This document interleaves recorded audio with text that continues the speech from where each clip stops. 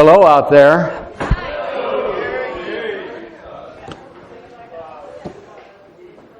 That's Tarek. He's a bad alcoholic.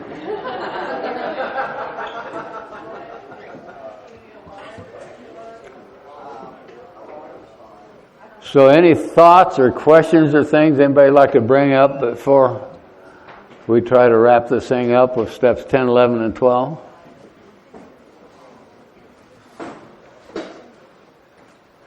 Anybody that's thought about this since we talked last time, raise your hand. Oh, good. I know Emily has, yeah.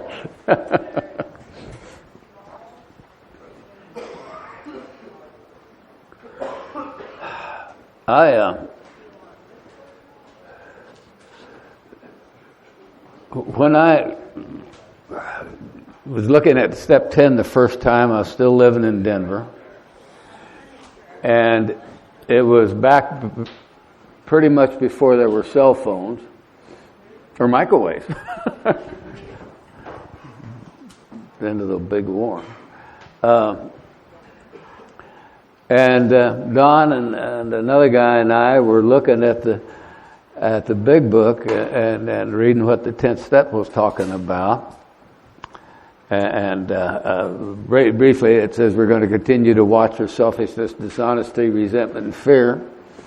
And when these creep up, we ask God to remove it at once. We discuss it with somebody quickly, and we make amends right away if we've caused harms. And then we turn our thoughts to someone we can help. And up until that point in AA, we really weren't doing that. And we took a look at that, and we thought, well, let's just see if we can do it. And the three of us at that point in time had jobs where we were accessible to a telephone. And so we started going through that facility. We could always get a hold of at least one of us, because always had two of us to pick from, we could get from. So we started doing the 10th step when we first started doing that. And I remember one time that I had a great deal of trouble with a partner I was working with, and just make sure I'm not trying to blame it on her. She'd been away from the business for several months recovering from breast cancer. And when she came back, she wasn't real tickled with the way I had run the business, because I had done some things wrong. And she could push my button and I would go right through the roof. And so one day I'm very angry, and I called Don, and I called him, and he had me take me through the process. And he says, "Have you asked God to remove it?" And I said, "No." And he said, "Call me back." And so I asked God to remove it. I called him back, and I ranted and raved about what she had done. And he asked if I owed her an amend. I said, "Yeah, I guess so." And he says, "I think maybe I need to come down to your office before you go in there." And this isn't in part of the book, but he was at loose ends at that time, and he came down to where my office was and came in and got me. He says, "I'll just sit out here in the lobby while you go in there to make amends to her." Because we had experiences of really screaming at each other. And so I did, and I went in there. And I had several amends I had to make to her with the way the business is run and what I'd done with spending some of the money and things. But just his presence in the other room almost made that conversation civil. It was still uncomfortable as it could be, but it made it civil. And so we got through that 10th step that day. And then the trick of it was to turn our thoughts to someone we could help. And so we drove up to Denver General Hospital and went up on the detox ward. And back then, you could, now an AA member could get in on a detox ward, and they'd let you come in and talk to the patients in there. And so we went in and hustled some of the guys on the detox ward, and I don't remember that we got anybody or didn't get anybody. We didn't hurt anybody. But we had turned our thoughts to someone we could help. That's what the steps asked us to do. And so then later years, not much later, when I moved to Indianapolis, I had taken a group of guys through the 12 steps, and then there was a second group almost immediately following that. And I had a day where I had a 10th step to make, and at that point in time, I was the longest sober guy I knew right around there who had worked steps with that. And so I've got this 10th step, and actually I think I'd kind of written it out on a scrap piece of paper, and I'm carrying it with me. And I remembered that my sponsee, Jim, was over having lunch with his sponsee at this very troubled neighborhood school. And I thought, well, maybe I can find out. It's a technical school, and they actually teach people how to work in food service and everything else. So you can go in there and buy lunch, buy an inexpensive lunch, and that. So I figured they were in there, but they were standing out front. And Jim was talking to his sponsee there, and I pulled up. I just kind of interrupted him, and I says, "Can you listen to a 10th step?" And I'd never done that with Jim before, with that. And then he has the new guy, and I shared my 10th step with him. And the result of that was I found that sharing 10th step with new people downline in my sponsorship area was the most effective thing I could do. Because from that point, I don't know how many times I've done that, but I've had any number of newer people come up and they say, "Gee, Gary's got all this time in AA and he's still doing that." And he came down and did that. So I'm going to change the word. You don't have to go find an old timer. Go find a newer AA member and go up and show them your ass. Let them find out that we're dealing with this other stuff too. And it works really well. Now, there are times where I can't do that because I'm dealing with somebody that's nearby, and I don't want to start up a gossip session, or somebody may know who I'm talking about, so I call Bob, or somebody that's a little more reliable, not than Bob, but more reliable than some of you guys, maybe Bob. I can't imagine anybody that would be that way. Anyway. I have found the 10th step to be just as useful as that. It is not a part of the nightly review, and we're going to talk about that in a little bit too. But there are so many people under the assumption because the 12 and 12 talking about the nightly review, and that's not a part of the 11th step according to the Big Book. And at some point in there, when my opinion is, at some point in there when Bill was authoring the 12 and 12. He forgot what he'd written in the Big Book. He was writing the 12 and 12 in the midst of the worst depression he ever had in his life. So there's obviously some differences that have come out of that don't make sense in light of the Big Book. But the 10th step is a tool I use today. I write them sometimes, and sometimes I don't. Sometimes I just grab the phone with that if it's an opportunity to do it. But I have found the more I make use of the 10th step, just the clearer I stay. I'm less likely to get caught up in some of my stupid, selfish thoughts, my daydreaming, if you will. I made the mistake. I stopped at a gas station, and I did something I never do. I just don't do it. But I had seen a billboard on the way home from work, and I always fill up my vehicle on the way home.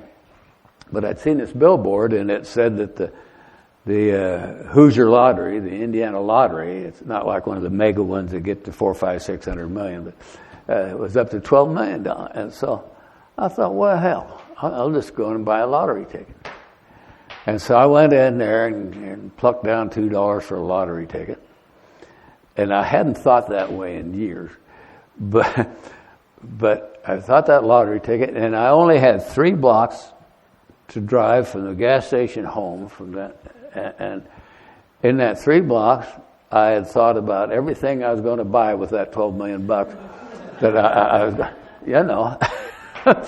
And I thought, the insanity has just got to stop. This is so stupid, and I hope I never buy one of those goddamn things again. But it was, it was insane. So anyway, I'll go ahead, Bob. I guess I'm done.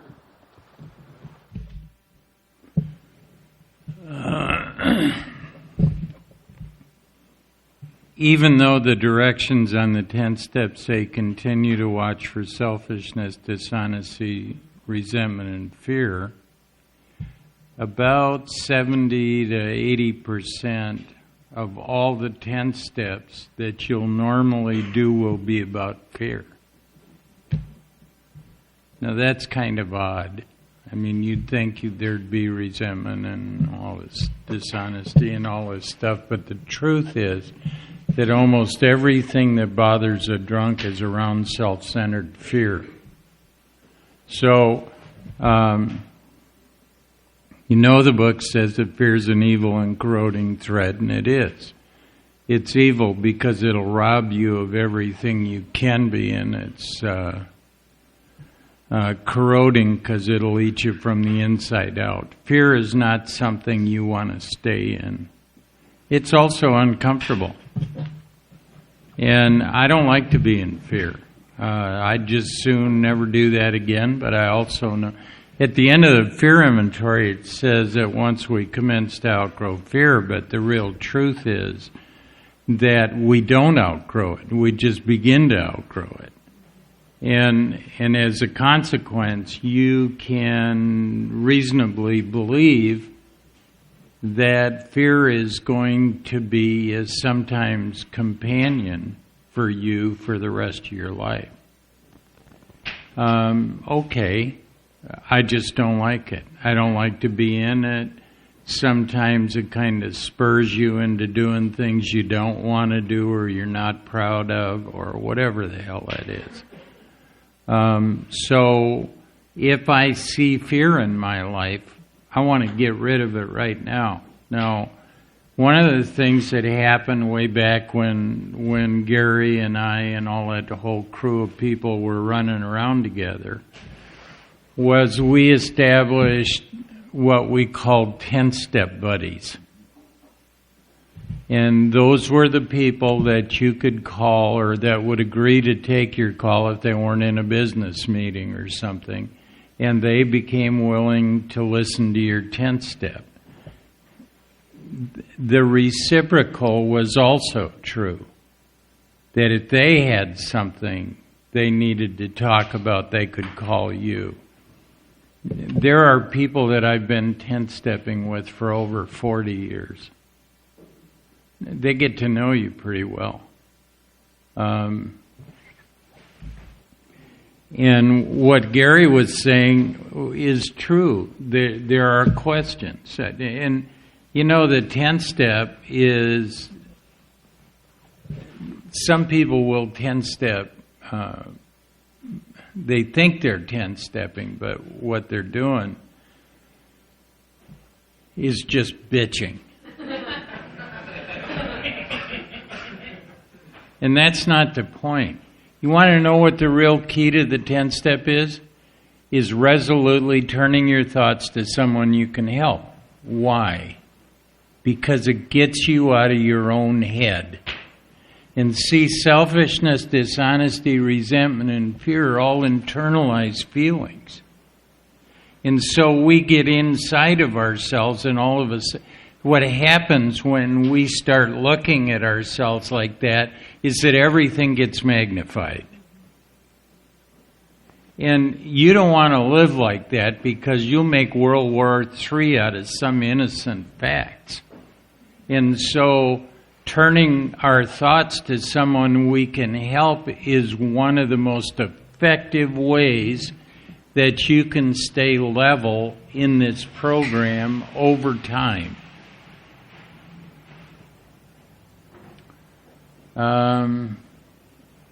And just calling up and saying that asshole did this or this bitch did that or whatever that was, that isn't going to cut it, because they may agree with you and go, yeah, you're right.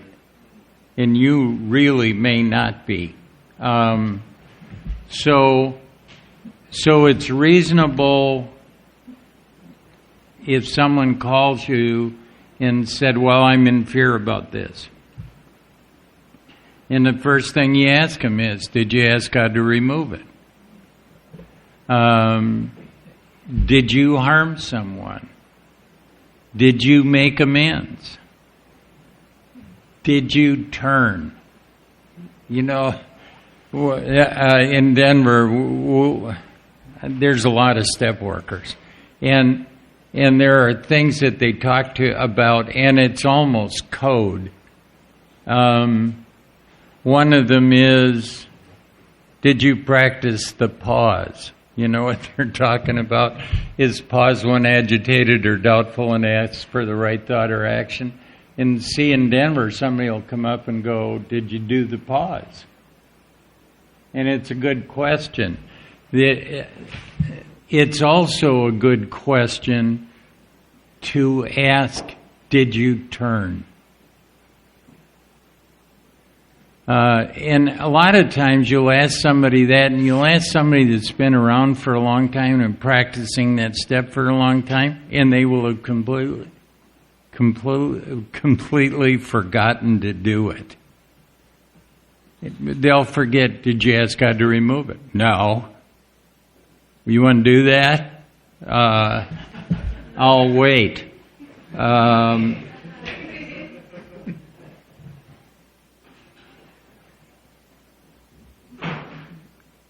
I've mentioned to you several times that I am really happy about a quiet mind.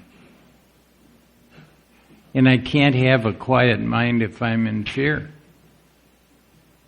I can't have a quiet mind if I'm in any of those other things too, but it's so often fear I almost forget there's other things that you tense step. So there are a number of things that happen. If they have a little trouble getting past their 10th step, ask them, where were you selfish? Where were you dishonest? Where were you self-seeking? Where were you frightened?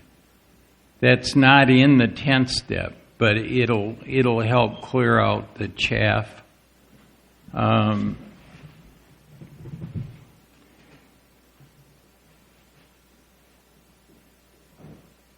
We have a reputation there for being real hard 10-steppers. A lot of people just look at the last 3 steps and go, yeah, well, those are, they're... But we take them pretty seriously. And I remember a guy when I was early in sobriety saying, do you do 10, 11, and 12? And I go, well, once in a while. And he said, why are you settling for half a loaf? See, do you know the business in the book about contempt prior to investigation? See, you may think you know what they are, but if you aren't doing it, you don't have a fucking clue. And I got to tell you that those spiritual exercises all have benefits that we can truly enjoy.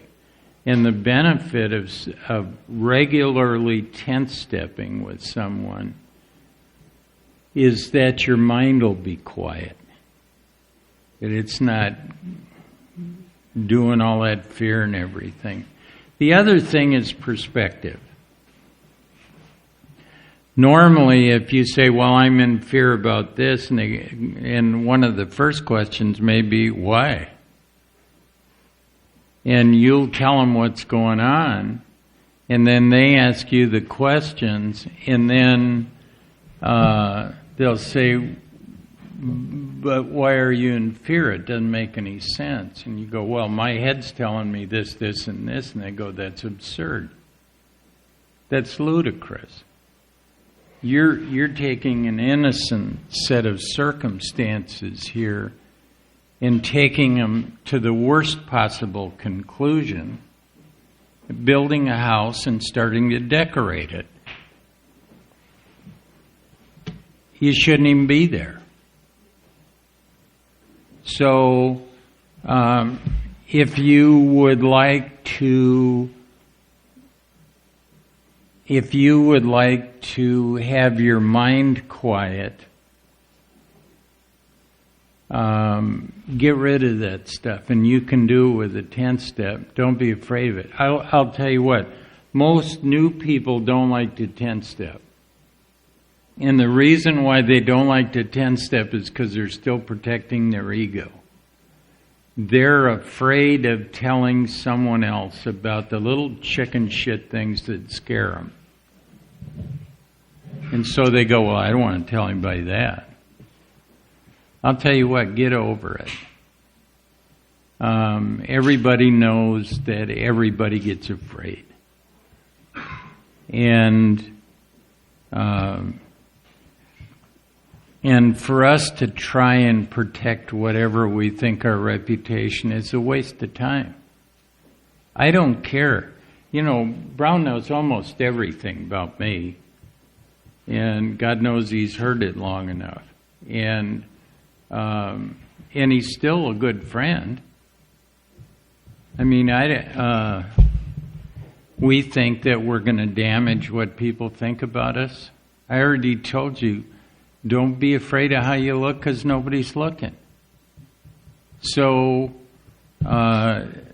new people are afraid to do that because they're afraid of how they'll look. Just get over that. See if people are going to like you anyway. And what you'll find out is that they do. So I would truly, we are heavy 10-steppers in Denver. I probably do it 4 or 5 times a week. And sometimes, see, if you've been 10-stepping with somebody for 40 years, it's not unusual for them to go, Jesus, how many decades have you been doing that?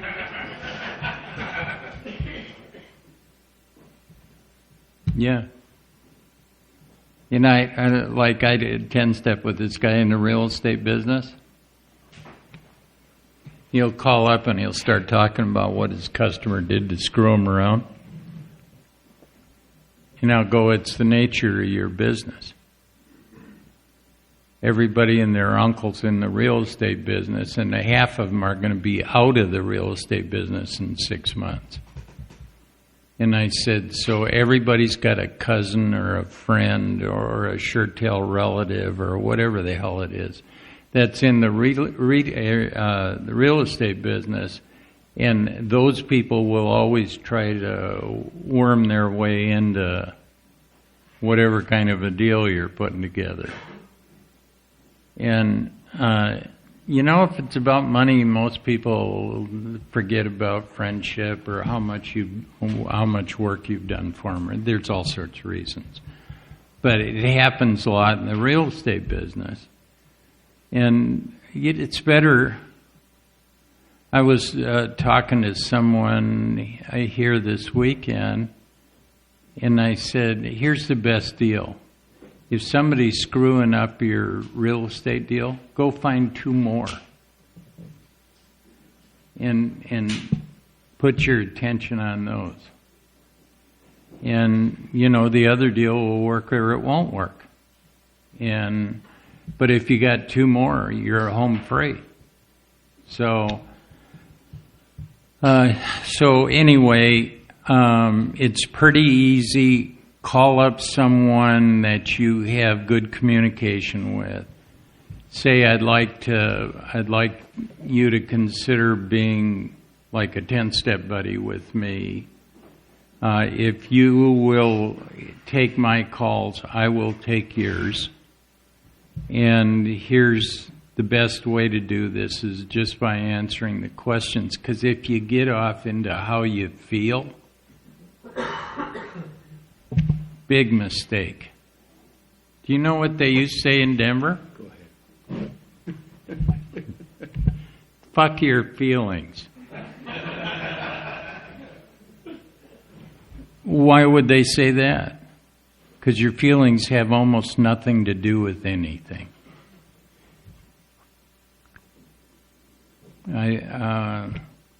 If you've written a lot of inventory, you see the fallacy built around how you feel. And some people think that if they don't feel good, they're not spiritual. And that's bullshit. Some of the most spiritual times you will have are when you feel the worst. Because you'll turn to God in a time of need. And then you'll see that the power of God works. So anyway, that's what I've got to say about the 10th step. Go ahead. I have found that my feelings very seldom have anything to do with facts. There's just no truth in them and all that. We spend all our lives chasing feelings. You can see where it got us. With Bob touched on something. He used the term thread. It shows up in the Big as an evil corroding thread. Fear is an evil corroding thread. The fabric of our existence was shot through of it. A friend of ours is a lady who is a weaver. And say when she wants to do a new color into her fabric that she's making, the term they use is they'll take this red thread and they put it in there and they shoot it through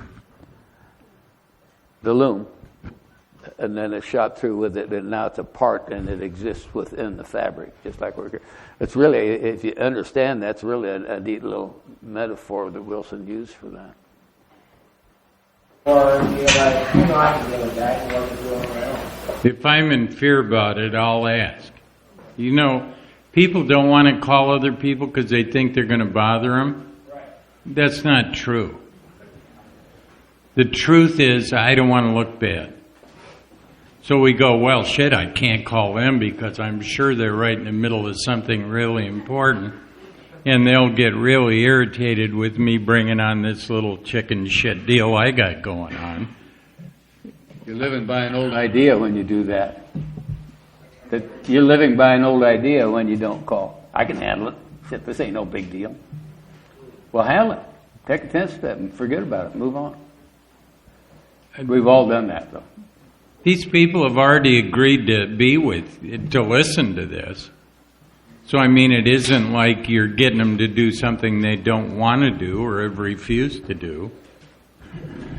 So, put it out there. I'm real selfish. I don't want to feel bad. I just don't want to. I don't want to carry around fear that's unnecessary. I just like a quiet mind. I like to go home at night, sit in my recliner, and think about nothing. I can't do that if I'm afraid. So, fear will take away my ability to do that, and I resent the hell out of that.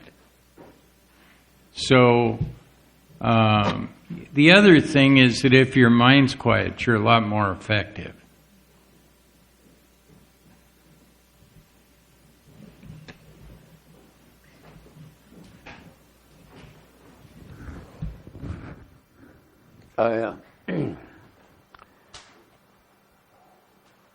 Considering step 11, the book is pretty clear that it starts at night because it says it starts at night.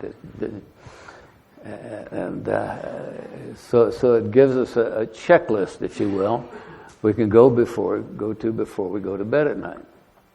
And I'll read them off here real quick because at best I'll lose the order. And we're to ask ourselves, was I resentful? Was I selfish? Was I dishonest? Was I afraid? If we're doing 10-step, we've already asked those questions, haven't we? But they can show up again, in my case. Do I owe an apology? Have I kept something to myself which should be discussed with another person at once? Was I kind and loving towards all? I don't doubt if I've had a day that I've done that. I've done that all day that I can possibly remember. What could I have done better? Was I thinking of myself most of the time? Of course. Or was I thinking what I could do for others? Or what could I pack into the stream of life? And I watched that a lot. Earlier in the book, Wilson says, selfishness, self-centeredness, that we think is the root of our problem. And so I'm thinking, well, here, I'm an old-timer in AA. I've been doing this stuff for a long time. And so when I meditate, I watch my thoughts. I think they call it mindfulness. I think I call it mindlessness. But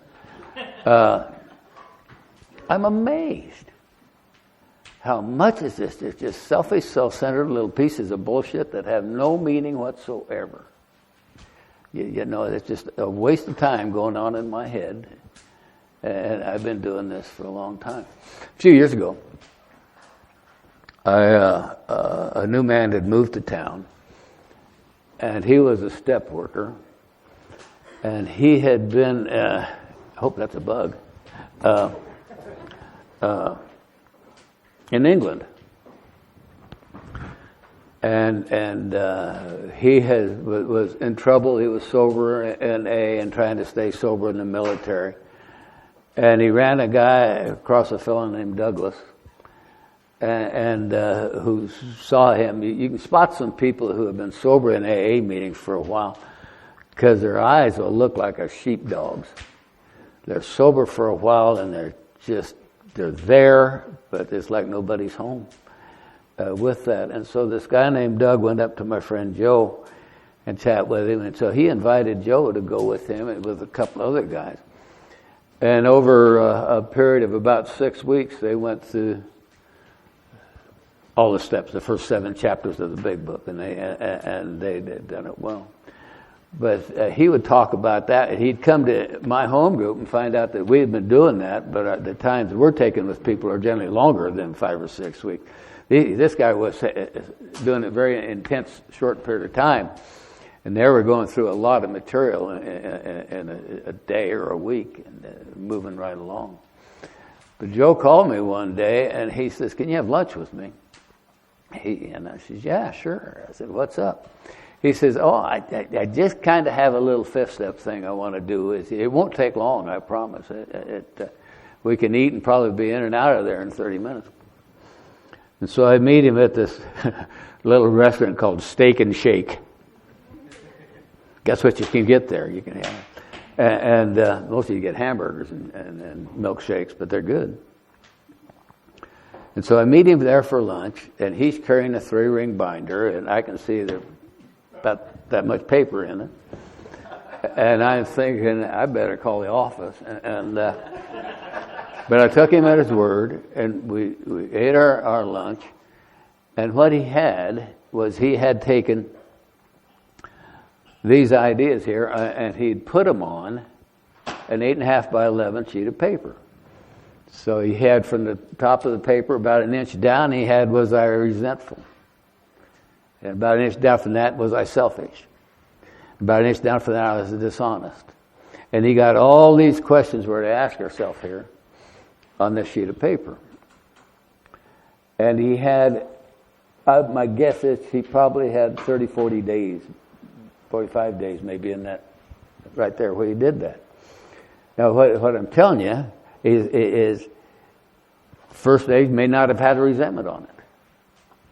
May not have had anything. If it had anything, some of them did have anything on them. But he put the date on there. He went to the next one.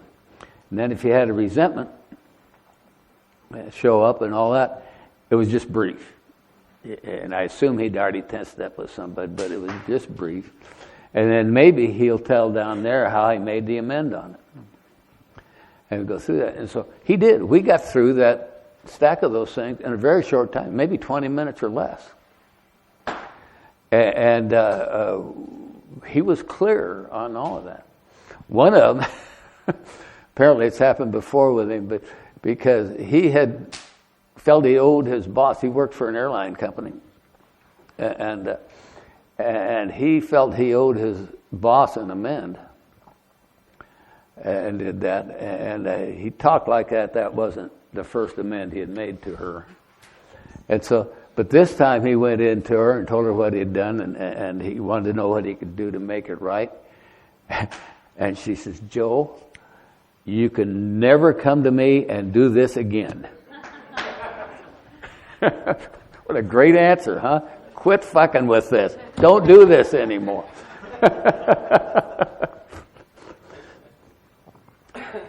I don't do that, but I do the nightly review. Julie and I do it together most nights. If one or the other may go to bed first, but if we're both awake, we'll go through that together. And we had some friends from Santa Fe staying with us a while back. And the smart thing to do is don't do it in bed. Do it before you go to bed. And it may be wise to do it if you're going to bed at 10 o'clock, to do this at 8:30 while you're still awake. Because when I go to bed, I'm ready to go to sleep. I've had enough. And so my suggestion, if you're going to go through that and give it a start that way, do it.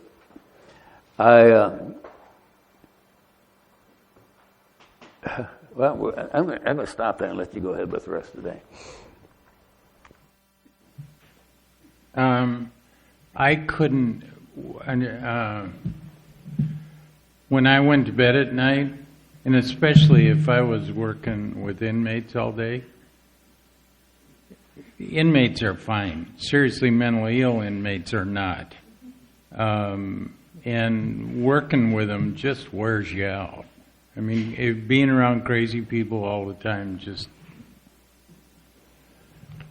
And so I'd get home, and I was working in Colorado Springs at one of those facilities, and then I have to drive for an hour to get home. And I'm, I don't live with anybody, so I have to go in there and make dinner and do all that shit. And by that time, I am done. And so I'd get ready to do my 11th step, and I'd just conk out. And so what I started doing was doing my 11th step at night right after dinner. So that's like it's 6:30. It would be, if I was going to go to a meeting that night, I had already done my 11th step. And in that way, at least I was awake while I was doing it. And one of the things that we do at night that some other people don't is in the instructions for the morning, it says we review our plans for the day. And the assumption was if we're going to review them, we must already have them. I mean, you can't review something you haven't got. So we started doing our plan for the day at night and reviewing it in the morning. And so if you don't do that because you think it's too tough or you don't know how to do it, almost everybody's got one of these things today, right? And almost every smartphone has, what the hell are those little symbols called? Well, they all have an app. Notes. For notes. And that's where my plan for the day is. And at night, after dinner, one of the first things I'll do is I'll come up on notes. what happens when I go through the day is I've got this list, and I am constantly checking about what's the next thing I need to do or whatever, and if I accomplish one of those things, you can just erase it. And if you don't do it, it's still on there. It used to, before I started retiring, I'd have a lot of things to do. And there are a lot of days when they just don't all get off of it. And really, there are some days when none of it comes off of there because circumstances will change your direction.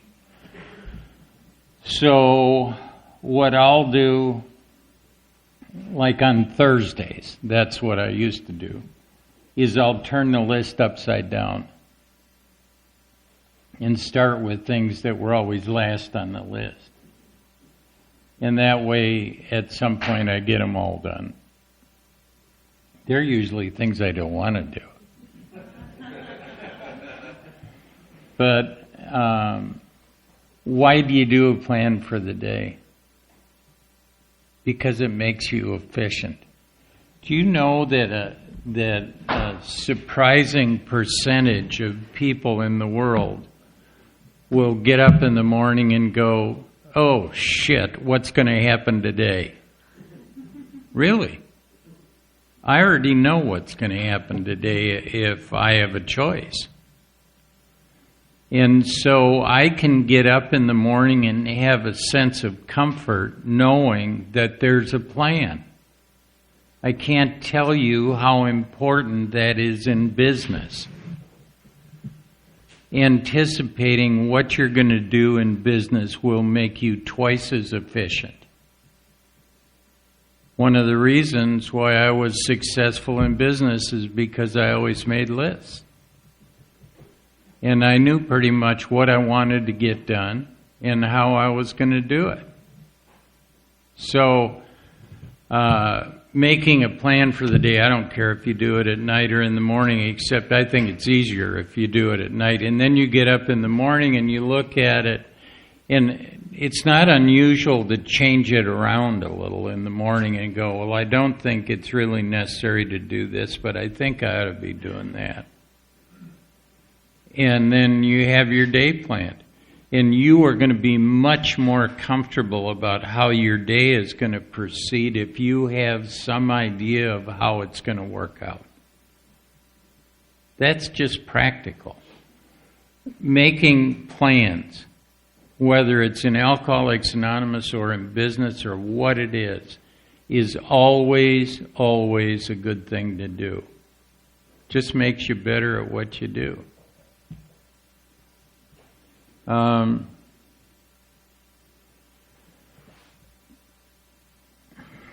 probably ought to open this. I never memorized this stuff. I don't want to memorize it.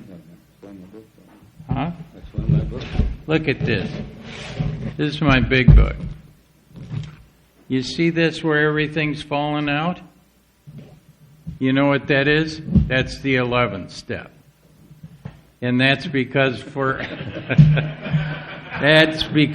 40 some years I've been opening this book up to the same place twice a day.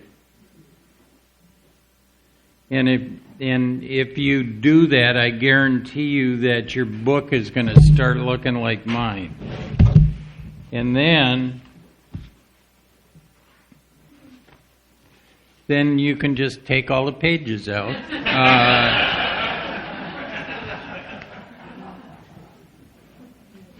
I've got a large print book I've been trying to use at home, thinking, well, I'm going to remark it, and see if I mark anything different as I'm going through it. But I find myself going back to this because I know where everything is, and so that one got started and it's been laying there now for a couple of years.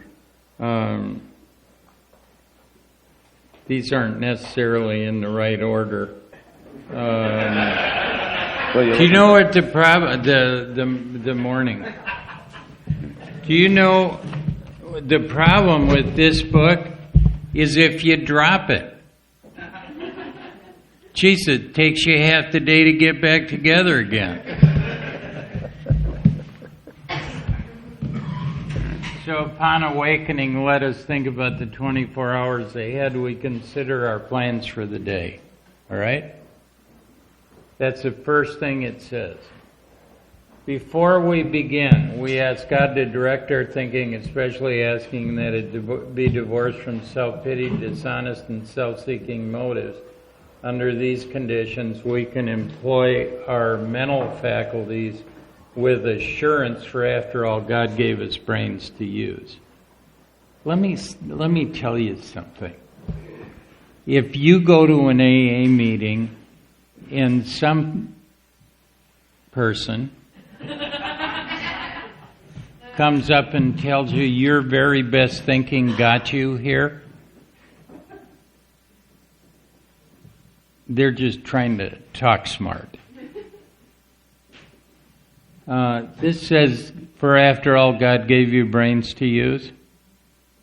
You know what? I mean, I made some bad decisions when I was drinking, but the intimation in saying something like that to a new drunk is, you're stupid. And the very best you could do can't get you around the block. That's just bullshit. I mean, we come with all kinds of interesting things that we don't even know about. One of them is intuition. And so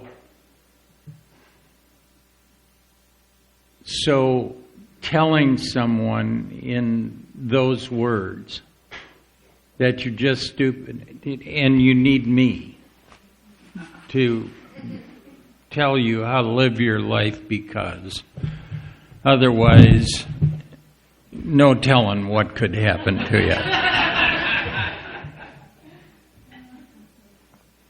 You know what my sponsor used to do to me? I'd call him up and go, Don, I got this letter from my boss, and he is like super pissed. And that letter must have smoked all the way out from the home office. And I'm trying to figure out what to do to respond to this. And we'd talk about it for about 20 minutes. And then he'd go, well, Bob, I don't know. Why don't you pray about it and do what you think? And I'd go, bullshit. And I'd say, well, okay, I'll do that. And I'd pray about it, and then I'd just do what I thought was right. And then something else would happen, and I'd call him up and go, Don, my wife she is like really upset. And it's over something that I think's unimportant, but apparently she does, and da-da-da-da-da-da. And he'd say, well, gee, I don't know, Bob. Why don't you pray about it and do what you think? You know, he did that for 2 years before I figured out what he was doing. I'm not the sharpest knife in the drawer, but I'm not the dullest either. And I'm going, what the hell is he doing? I'm asking him for answers, and he won't give me one. And so what is all this stuff about pray about and do what you think? You know what he was doing? Teaching me to use my intuition. Pray about it and do what you think. And he never told me that. He just gave me the direction. And then after 2 years, and I'm going, this shit always winds up the same way. And I thought, maybe there's some real virtue in that. Because I'd been doing it. I mean, when he told me to do it, I'd do it. And it almost invariably worked out well. And what I found out was that intuition wasn't a concept, it was something real. And that everyone comes into Alcoholics Anonymous with an intuition that will work if they'll use it. We're usually so confused when we come through the doors of AA that if something's passing through our head, we won't pay much attention to it. Because we always have a head full of nonsense anyway. And so we might have, some suggestion coming out of our heads, and we'll just think it's another crazy thought. I've been doing this stuff, intuition, seeking it aggressively for 40 years. And it talks about it gradually becoming a working part of the mind. It says we can make some funny mistakes by trying to read it and following what we think the direction is. In the beginning, my experience is they're absolutely right. We might do some really funny things, but gradually it becomes a working part of the mind, and then the book says that we learn to trust it. I trust my intuition. Now, let me tell you about this guy that Gary was talking. You know when he was talking about this guy named Big Frank? Big Frank was 6'8" and 325 pounds. Had once been drafted by the New York Football Giants. He was cantankerous and abrasive and a total asshole. Bully. Yeah, bully. And I'm probably too stupid to be afraid, and he'd come up to me and he'd go, "You aren't still writing that goddamn 4-column inventory, are you?" And I'd go, "Fuck you, Frank." And then he'd think it was funnier than hell because somebody talked back to him. And we got to be pretty good friends, except when he wanted to start talking about inventory, and he designed his own inventory. And he was not happy if I didn't do it his way. I did it out of the book. What he did was, when he saw us start doing 4-column inventory, he said 4 columns is not in the big book. He says the questions that there need to be asked there, he'd say, you could just go ahead and ask those questions. Where was I self-seeking, dishonest, or fright? Maybe you want to use a red pen. I told him it says we wrote it all down in black and white. Right. That didn't go over well either. But This says,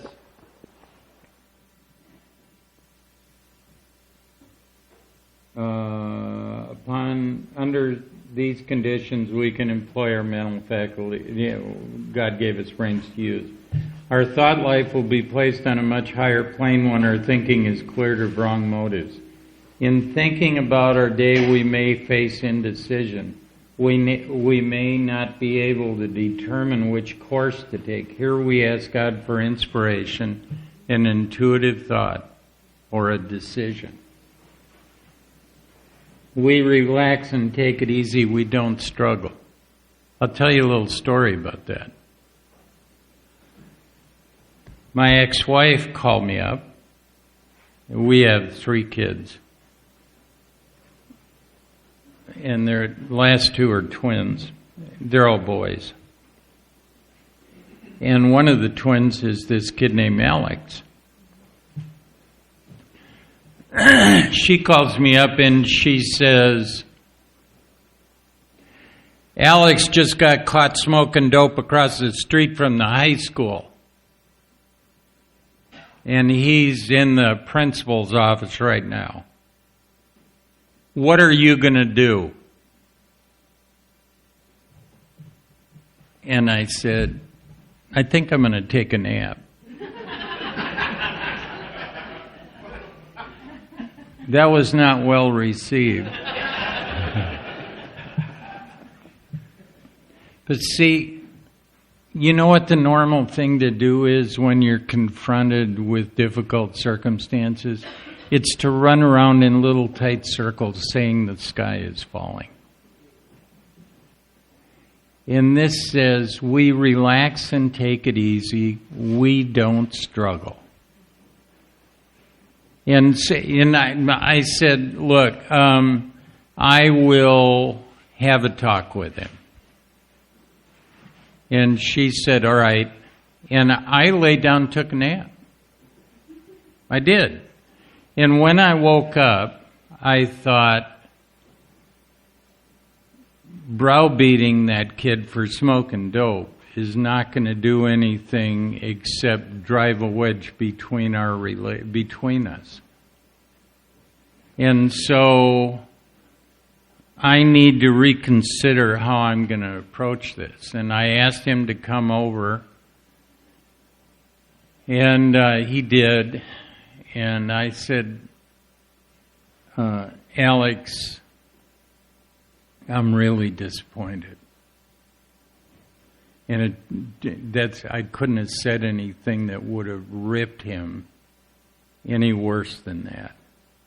This kid, those twins, he's 6'3" and 230, and was the nose tackle on his high school football team. It's a big school, 2,500 students.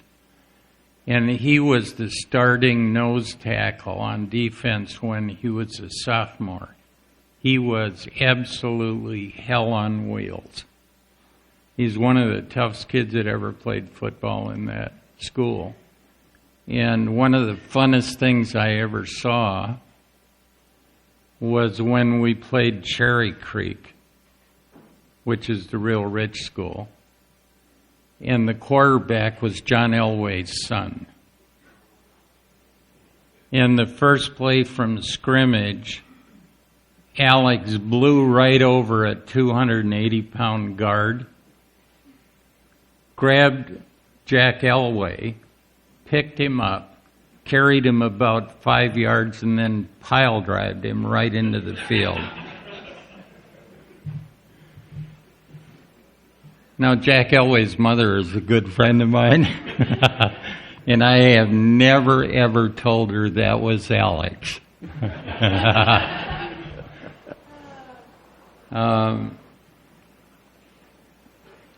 When I told him I was disappointed, when they had Parents' Day at high school on a football season, and his mother and I, even though we were divorced, we walked across the football field with him, and they said, this is Alex Olson.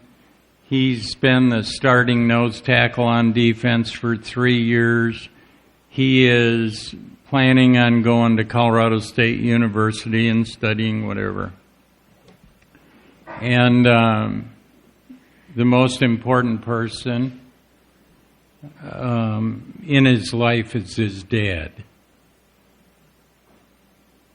And, when I told him I was disappointed, it just crushed him. And it didn't stop him from drinking or smoking dope. It didn't. It just made him feel bad. But it may have put something in motion. And I have 5 sons, and 2 of them are drunks. And I told them both, I am tired of seeing you guys in comas. I just don't have the heart for it anymore. So, do what you're going to do, but I can't watch. I mean, if you're not going to be sober, you're going to have to do it somewhere else. And as much as I love you, I can't watch you. Because it just rips me apart. So, they're both sober. They've both been sober. One I mentioned before, one's 10 years, and the other one's coming up on 4.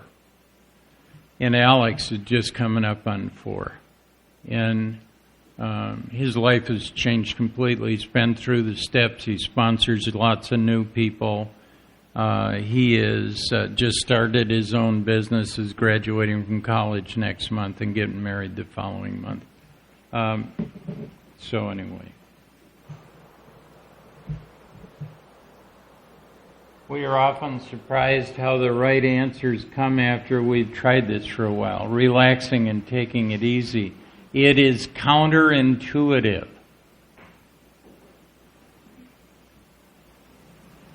What used to be the hunch or the occasional inspiration gradually becomes a working part of the mind.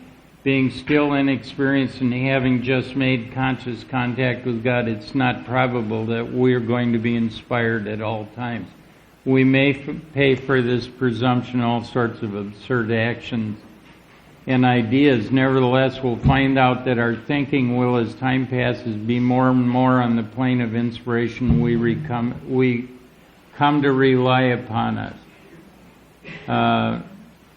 At the end of this meditation, we ask that we be shown all through the day what our next step is to be and be given whatever we need to take care of such problems. Ask specifically for freedom, or especially for freedom from self-will, and are careful to make no requests for ourselves, only we may ask for ourselves if others will be helped. We're careful never to pray for our own selfish ends. Many of us have wasted a lot of time doing that. I will tell you one more story about intuitive thought. This guy that Gary was talking about, Big Frank, he said, "Do you trust your intuition?" He always talked loud and pushy like that. And I said, I don't know. And he said, "Well, then you don't." And I said, "Well, I'm not sure." So with that ringing in my ears, I went to Los Angeles to a business convention. And actually, I had this idea that I could go to savings loan associations, sell them Corningware, and have them give away these inexpensive pieces of Corningware for deposits. Do you know that most people who make decisions for deposits in financial institutions are women? So I thought, what could I give a woman that she would appreciate for a deposit in a financial institution? And Corningware just jumped out. And so I decided that out of the blue, I would go to Los Angeles and tell Corningware, who was showing there at this convention, that I wanted to be one of their distributors. And people would look at me and go, "You what?" And I said, "Yeah." So I went there and I went up to the Corningware booth and I said, who's the guy that handles your special markets? And they said, "Well, this guy, but he'll be back in a minute." He came back, and I went over and I said, "Hi, I'm Bob Olson. I've got an idea about using your product as a incentive to deposit money in savings and loan associations." And he said, "Tell me about that." And I said, "Well, if it's under $5, these smaller pieces, they can give them away. And I think I can talk some of these big savings and loans into buying a lot of this because they have a huge depositor base." So the guy goes, "That's a hell of an idea." And I said, "How do I become a distributor?" And he said, "I'll send you the papers." So I said, "All right." And I signed up. And I went to this savings and loan, and I sold them $2 million worth of Corningware. And I overcharged them by 20%. Well, I get to make that decision. And so I called Corningware and I said, "I'm going to give you an order for $2 million. And they said, what's your credit like? And I said, not worth a shit, but what I want you to do is bill them and rebate me the difference. And I said, that Savings Loan Association has wonderful credit. And actually my credit was good too, but not $2 million worth. So I said, will you bill them and rebate me the difference? And they went, sure. So, from a screwy idea, they sent this savings loan $2 million worth, and that only lasted them about 3 or 4 weeks, and then we did it again. And they rebated me $400,000. Fucking right. Not bad.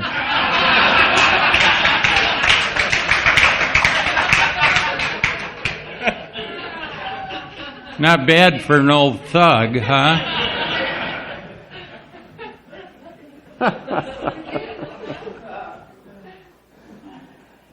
Every time I got to be a millionaire, I got divorced. And all of a sudden I was broke all over again.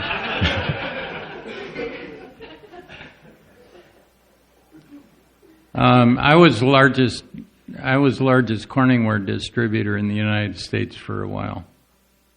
You know why I'm telling you this? Is because you may not have any idea at all about what you can do. And until you get the bullshit out of your head, you aren't going to have an open enough mind to figure that out. And until you are more at ease with yourself, you will never have the courage to risk. And it is so important in life not to get to my age and say I never took a chance. You don't want to do that. You know what? Jump right out in the middle of them. I've done stuff like that several times. And at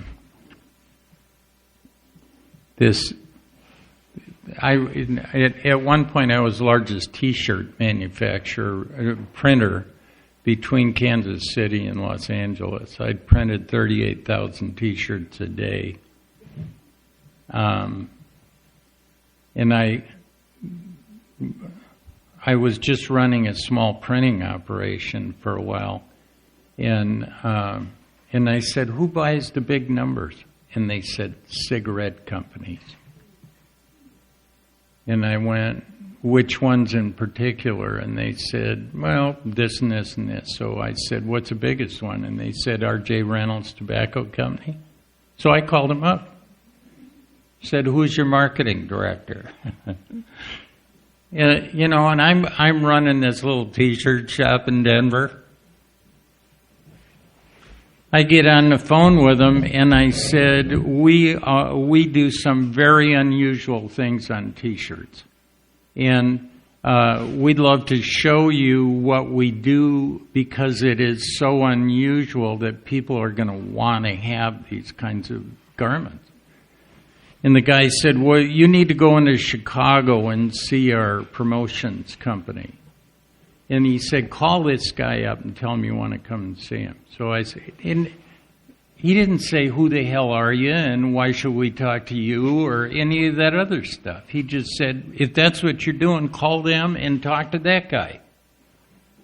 And so I called that guy and I said, we're doing all these unusual things. And he said, can you bring that into Chicago and show me? And I loaded up 2 huge suitcases full of T-shirts and went to Chicago. I got up there and I said, here's the things we do. And the guy said, we're just starting a huge promotion for a cartoon character.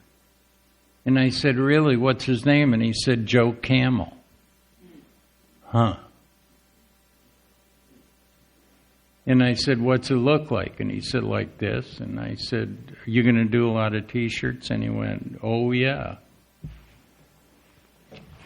And I said, okay. And he said, could you tell me what kind of price you'd give us for 3 colors on the front and 3 colors on the back in unlimited quantities. And I said, sure. And I gave him a price because I had figured that out before I went there. And he said, you get a letter from us in a week. A week later, and I was telling this guy that was my partner in the business, who was an engineer, an industrial engineer, and he said, what do you think happened in that meeting? And I said, I think what happened is that we are going to have a huge business. And he said, what's the schedule? And I said, they're going to send us a letter in a week and tell us what they want to do. And a week later, I get a letter from the R.J. Reynolds Tobacco Company, and it was a purchase order for 2 million T-shirts.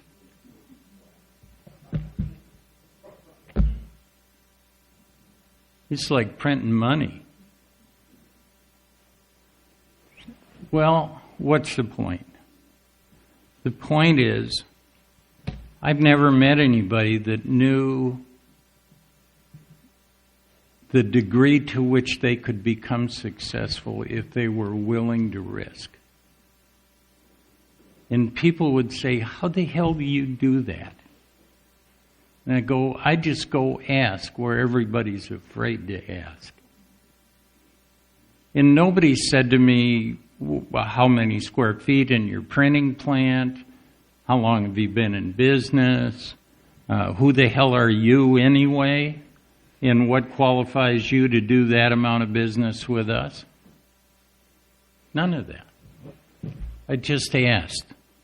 Now, the only reason why I tell you that stuff is because you have the potential of a child of God. And that means that your capacity to succeed in whatever it is that you choose to pursue is so much greater than anything that you considered. That you can go out and do things that absolutely amaze people. And all you have to do is risk. And that's where everybody else gets stopped. They can't get one foot in front of the other because they're afraid of being ridiculed. I don't give a shit. You want to have some fun with life? Make it an adventure. And you're never too old. You're never too young. You're never too anything. I wrote a principal inventory about being too old to date.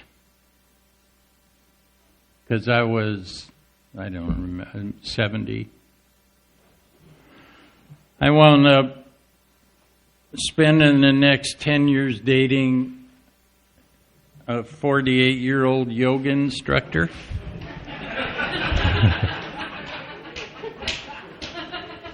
Very flexible lady.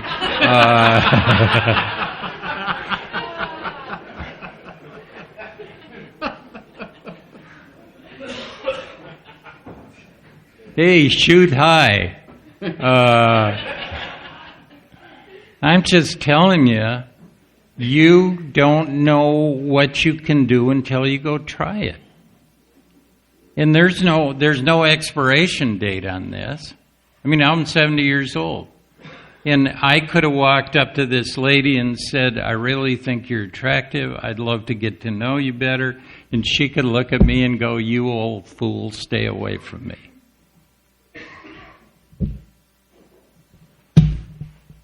One of the best experiences of my life.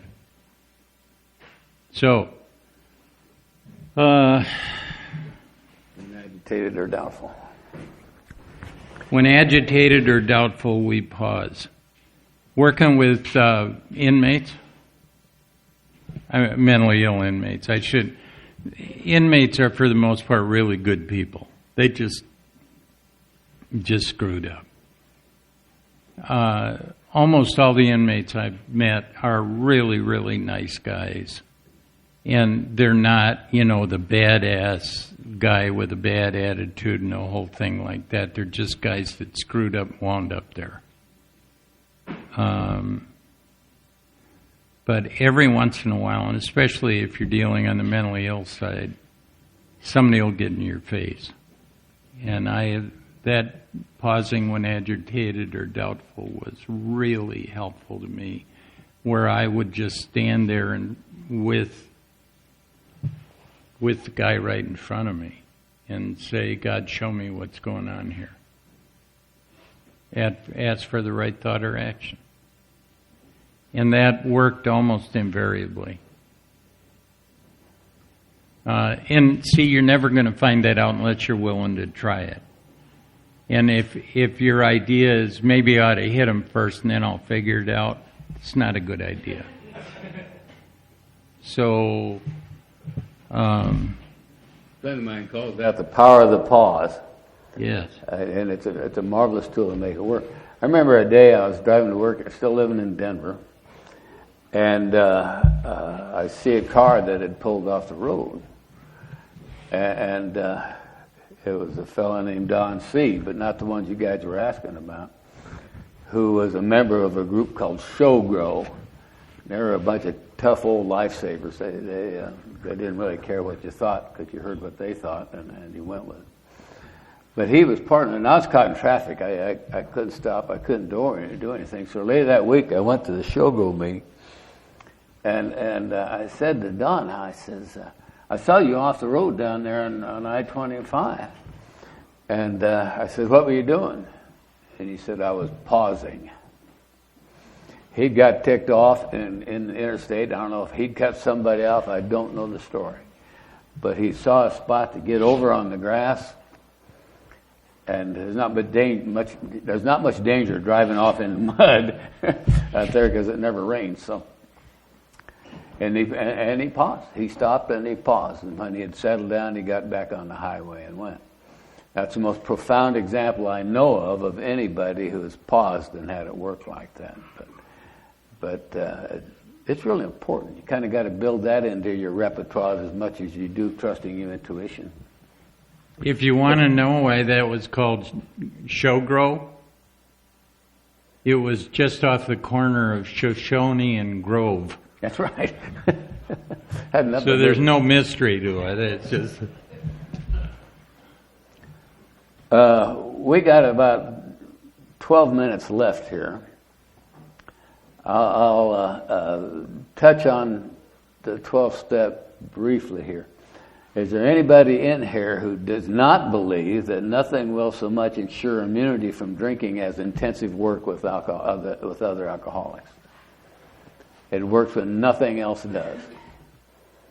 Has anybody had that experience where you're just stopped and you don't know what to do? Wilson talks about it when he would stop by the hospital and go in and talk to the guys that were laying in detox or whatever it was. And he always came away from that experience feeling better. It had always worked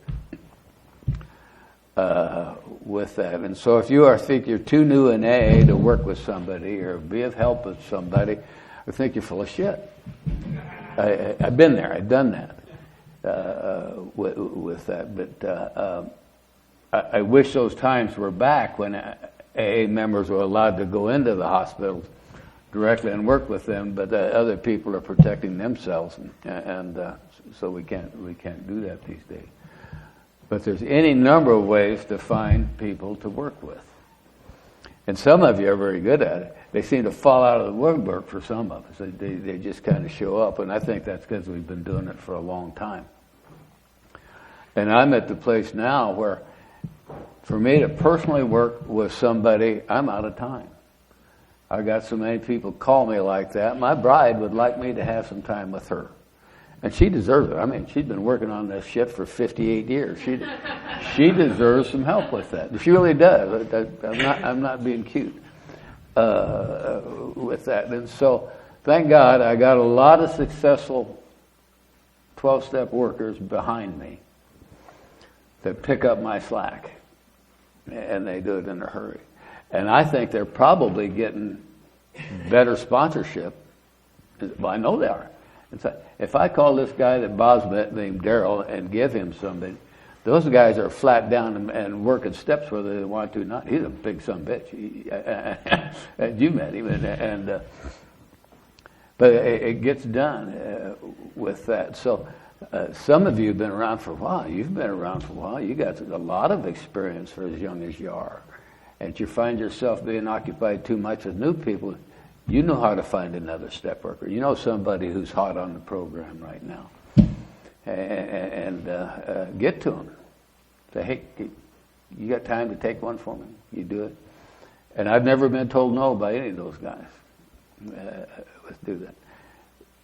The book, the 12 book, is dated because society has changed, and we're getting our new people from a number of ways. And we are being dissed, I believe, a lot by the professionals out there about probably all the 12-step programs. I only know about one, really, and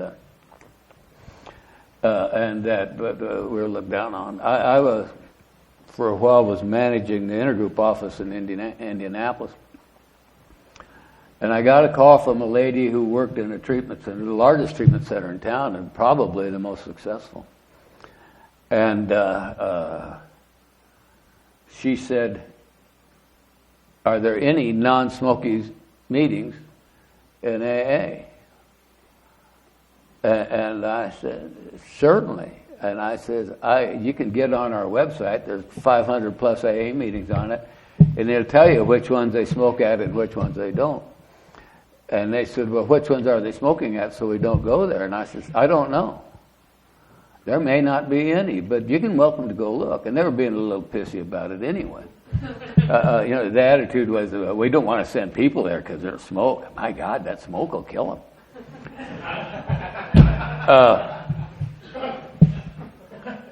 And so I did that. I said, I don't know where there's a smoking meeting amongst those 500 plus, whatever it is. I said, I don't think there are any. And the reason I thought that was there was one church that was still allowing smoking in there because they're afraid that if they followed the law for the Indianapolis city that public buildings could not have any smoking in them. They followed the law, their AA group would leave. It's a big group, popular group. You know why it's big? It's a big book study.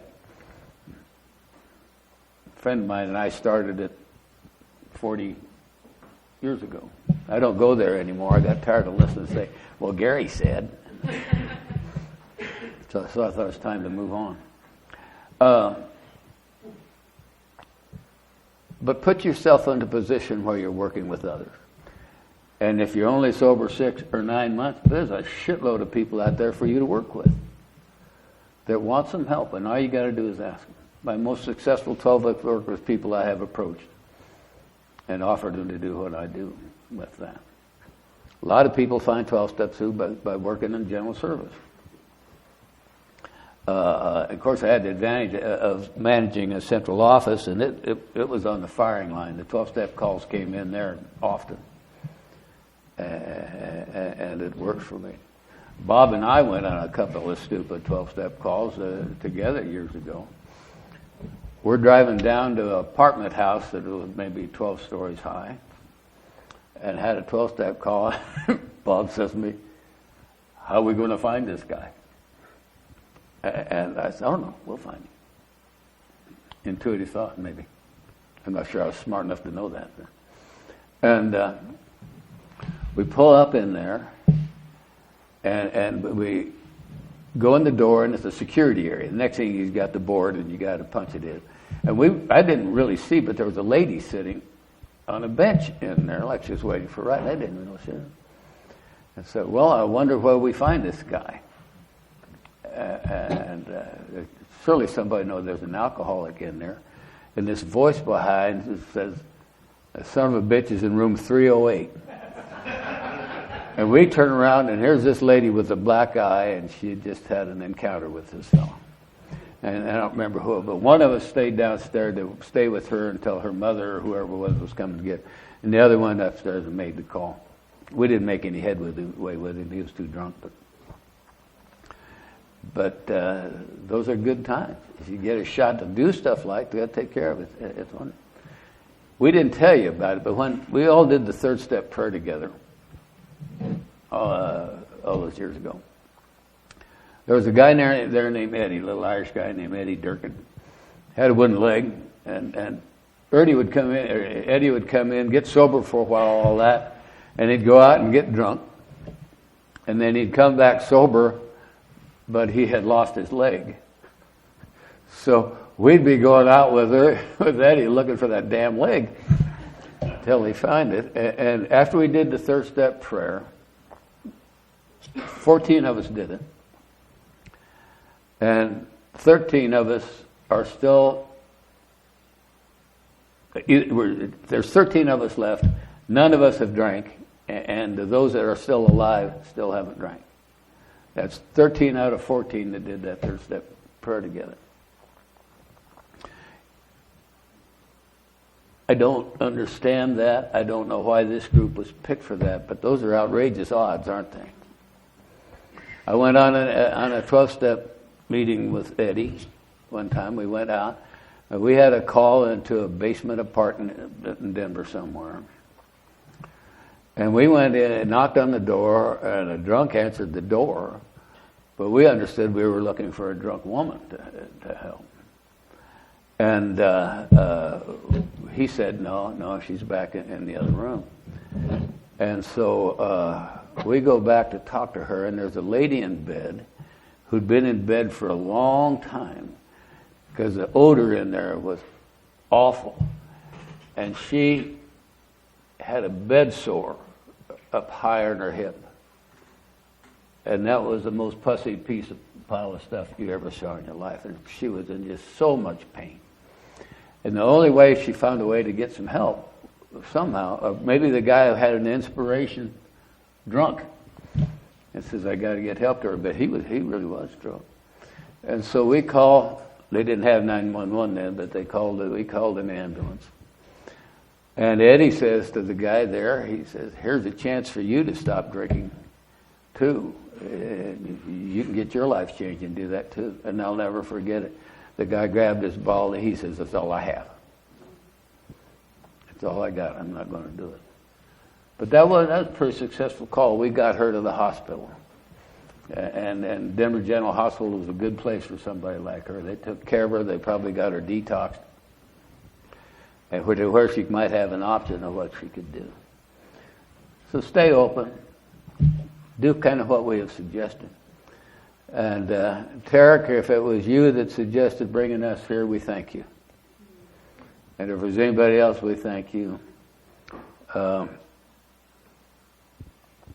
really am grateful. What it does actually is give two really good friends a free weekend together. And we're really grateful. So thank you very much.